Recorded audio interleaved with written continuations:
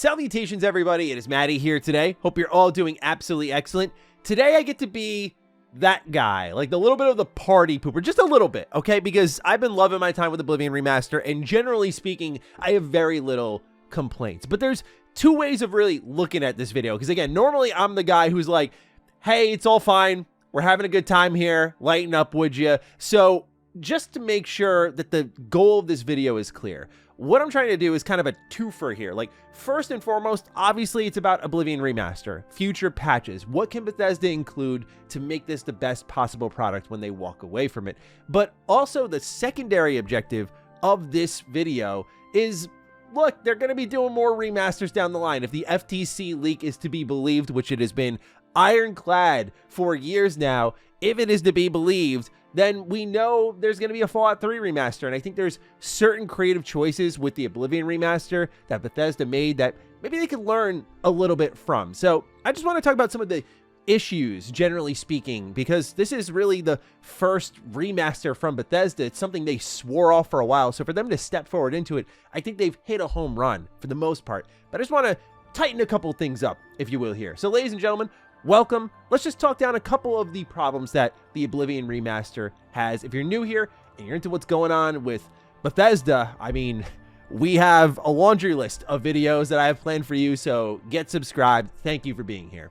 But before we go any further, a quick word from today's sponsor. The following video is sponsored by Opera GX. I know we've talked a lot about Oblivion lately, but what if I told you you could turn your browser into the terminal from Fallout? It's time to give your browser a facelift, and Opera GX is more customizable than ever before. Watch me turn my entire computer into a terminal from Fallout. Everything from the background music to listen to me typing, even hovering my mouse over different icons. How about closing down tabs? Now you may have seen that and went, all right, Matty, cool, but I'm more of a Night City guy or gal. Well, Opera GX has you covered there too with their modding system. Take a listen to this.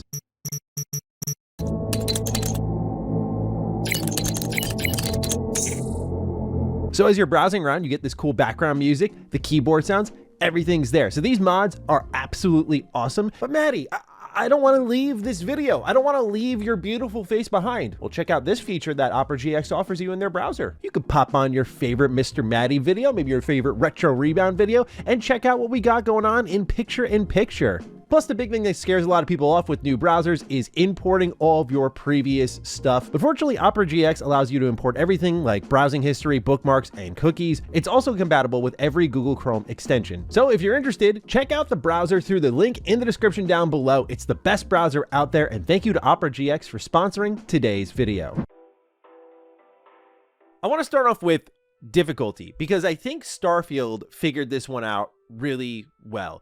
It was a post-launch update, but I hope as Bethesda releases more games, this becomes just a day one feature for them. Like if they're going to do a Fallout 3 re-release, I hope that this is something that they plan to do. Some of the conversation around the difficulty with Oblivion has been interesting, because when you crank it up, you start to see what the stats are really like in this game. Like jumping from Adept, which is your standard difficulty, you do 1 times damage, the enemy does 1 times damage, to Expert, where enemies do like 3 times damage and you do 0.6 times damage. Like it's really mathed out in a way that feels bad to play. Starfield, like I said, figured it out, where in a patch, they basically gave sliders for everything, and they tied those sliders to XP bonuses. I'm not asking for like the full feature set in the case of Oblivion, but like future games such as, say, Elder Scrolls 6, I hope to see everything from like what happens when I rest all the way to when I sleep, all that good stuff.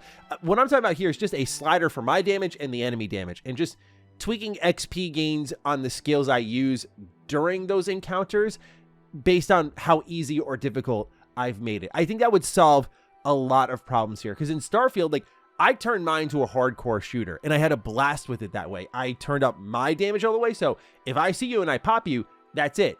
But their damage was turned up all the way, so when they saw me, they popped me. It just turned into a much more enjoyable game. And I think the sad part is there's already a mod for this. There's already a mod for a lot of the problems I'm going to bring up in this video. But I do hope that Bethesda, at the very least, tweaks the difficulties here in Oblivion so that I could jump up to something like, say, an expert difficulty and have a good time with it, and not be like, Jesus, you have so much health and I do so little damage. This is not fun at all. But also, again, for future re-releases, that sort of slider option would be really cool.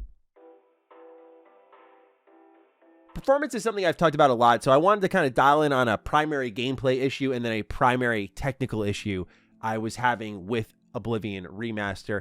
And the stuttering primarily happens in the open world, but you'll see even in some of my horseback footage that I used in my tips video, the frame rate just gets ridiculous. I don't know what happens when you're on horseback, but it just dials it back a whole lot more. But what I've also noticed is that I think DLSS is broken. I talked about this as well in my tips video, how when I and a couple other people switched over to FSR and frame generation, the game just started to run way better, where either, again, DLSS is broken or it's just not as effective here. But there's also just crashing, lots of crashes. I've had 3 in about 20 hours. My wife has had 3 in about 5 hours on the Xbox Series S.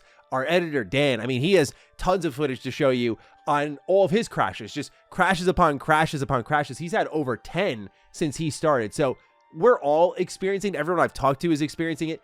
Over on consoles, it's a bit more stuttery in the open world, like it runs, but even there, again, occasional crashes. I would love to see them tune this in a little bit more, because I know we're all pumped, and I am too. I've made that very clear, but I think this is a legitimate issue that should be tackled ASAP. And I think if it wasn't for all of the nostalgia and the memes and the collective joy we're experiencing, again, not trying to be the balloon popper here, you know how I roll, but I do think this is something that needs to be tackled, not in a level of urgency like, hey, the game's breaking, guys, but again, I did not have many crashes with Starfield. I'm not asking for like a totally sanitized experience like Bethesda gave me there. I think the jank is a big part of the experience, but what you get here in Oblivion Remaster, I think, could be much better on the technical front. So just dialing in the frame rate a little bit more, but also especially dialing in those crashes and significantly reducing them would be great. Because again, you go over to Nexus Mods and what do you know, there's an engine tweak to reduce stuttering, crashing, that sort of stuff. So I would love for Bethesda to just get ahead of their community, because some of the ideas that they put into this remaster were from their own modders with the Oblivion scene. And I don't want to get your hopes up too much when it comes to patches, because there was a quiet patch drop for the Game Pass version of Oblivion Remaster on PC. And you'll see here in this image that they got rid of all the upscaling options in the graphical options menu. And there were people in the replies saying they had a similar issue. So just want to make sure, if there's another sort of remaster from Bethesda, these technical issues, like if you're going to come in and fix it, don't make it worse. I don't really have to spell it out any further than that, though. Another thing, this goes into more creative choices, right? So we talked about a gameplay design thing, a technical thing, a creative choice, a liberation that I think they did a really good job with, but in certain parts of the game, I think they were more liberal with, is the color palette changes. Oblivion was always a vibrant, Jake Baldino described it well, painterly style open world, just lots of green and orange and all these colors everywhere. And Oblivion Remaster still has that. There are pockets of the world that are just rich in color, but there are also pockets of the world that are very devoid of it. And what it's led to is Oblivion feels much more biome diverse, but I do feel like there has been a tone down in color in some interiors even as well, which sucks a little bit of the life out of the game. And so when I think of Fallout 3, for example, my anticipation, as I'll talk about in a separate video, is that they're probably going to dial it more into Fallout 4.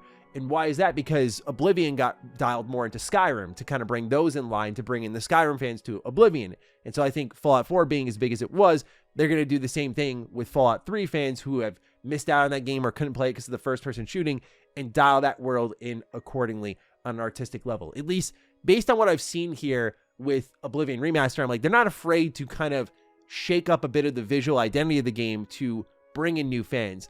Fallout 3, in its case, that kind of green and brown, I don't know if Bethesda's really going to want it to be all of that when they bring it back to us all again. But I think they just need to be a little bit more careful with it, because for the most part, Oblivion has these moments where it is beautiful, particularly when you're in those like dense forests or you're in the snow-capped mountains. That's where I think the game looks its best with the color. So when it strips it away, it feels less like a biome and more like a strange creative choice.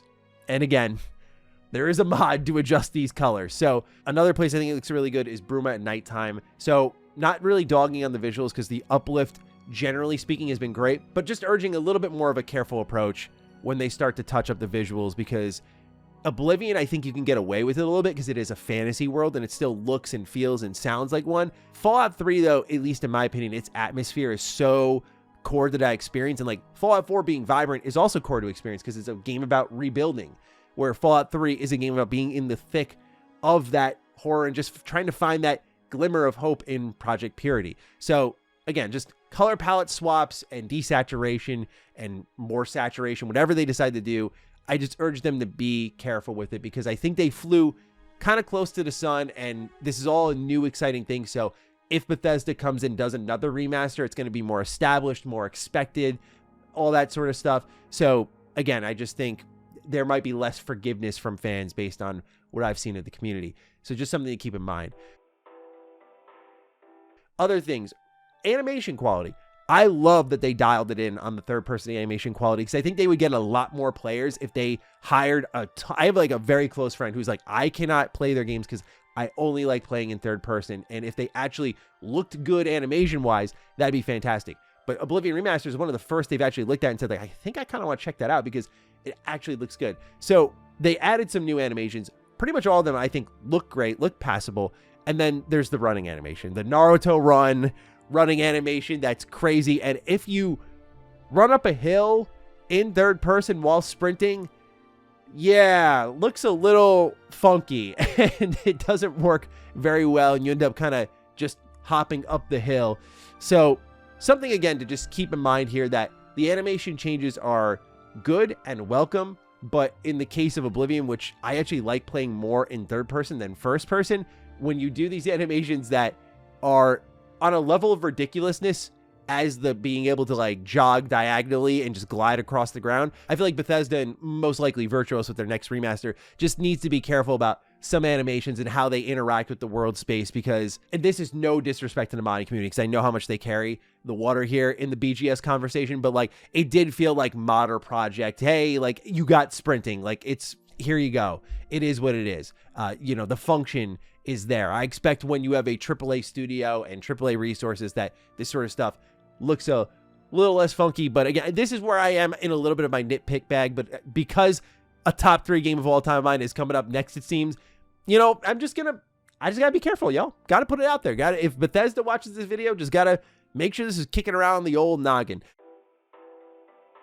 So the last thing I'll talk about then is potentially unneeded changes to UI. Now, what we learned pre-launch for the Oblivion Remaster was that they wanted to make the UI more accessible to a younger audience. That was part of their targeting and strategy when they were re-releasing the Oblivion Remaster, which makes sense, right? Because a lot of people's first Elder Scrolls game was Skyrim, so they jump right into that, and then you kind of make that one-to-one with Skyrim in Oblivion, and it works really well, translates well. Elder Scrolls Online also has a very similar HUD layout, so all these are uniform now. So I think uniformity is good. It's a series identity. It's an expectation. Again, works really well. And when I think about Fallout a little bit, I think they're going to bring a lot more in line with Fallout 4. Now, looking at unneeded UI changes in Oblivion Remaster, I think of things like the local map tab. It is a little thing at the end of the day. So that's why it's at the back end of the video as we wrap things up. Not harping on it too hardcore, but why is that a change at the end of the day? Why are there sub-tabs within sub-tabs for like your options menu, but then you change the local map and tie it to a zoom feature that many people, myself included, were like, wait, what? That exists? Instead, why wasn't the focus on like, why can't I activate multiple quests at once? Why can I only have one quest active at the same time? Which is unlike Skyrim. Like if you're trying to bring these together, you can usually have in like a Skyrim or an Elder Scrolls Online multiple quests active, and when you look at the direction of your quest marker, it puts like the quest name underneath. Like those are the types of quality of life, UI, UX enhancements that I would expect when they're trying to target it for accessibility and uniformity. And I feel like they kind of just had a couple of changes, just a few, that felt like change for the sake of change. The map bar, I think, was a really good change. I love when it's in the top middle. That's like the Skyrim identity, and I think it works really well. And I would have it no other way, damn it. But I just encourage focus in areas that could have pushed Oblivion to just a slightly even higher level if they, instead of focusing on the zoom feature, maybe focus on that quest suggestion I made. So just little things like that. Overall, it's good that I have very little to talk about. It's a testament to how great of a job they've done with this remaster, how happy I personally am with it, and just taking time to absorb what the community saying to me, right? I've just been reading so much feedback on social media and in the comment section, and it's just awesome to see so many people so happy with the Bethesda game. It's been a rare sight these last few years between 76 launch and Starfield launch and of course Shattered Space. I was right there in the thick of all this, so to see a positive launch is great. I just want to make sure that, you know, as the nostalgia and the rose tinted glasses kind of fade away, that, you know, we try to remain at least a little bit critical of some of the elements of the game that could just be done a little bit better. In particular, though, the top three to me were the color palette swaps, the performance, and the difficulty tuning. I think these things, beyond the other quality of life enhancements that these older games might necessitate in different times, are the things that Bethesda should be the most careful with. And I think first and foremost is performance. There's nothing worse than watching the life die from my editor Dan, as he's just so, he told me he was so excited to play he couldn't even sleep, and to know that he went through like 10 crashes day one, like that's a heartbreaker. So got to avoid that sort of stuff. Anyway, ladies and gentlemen, let me know what you think the Oblivion Remaster could be doing better for either future patches from Bethesda or whatever remasters they do in the future. What should they consider? Let me know. Other than that, take excellent care of yourselves, and I will see you in the next one. Stay sexy, stay active. I love you all. Peace.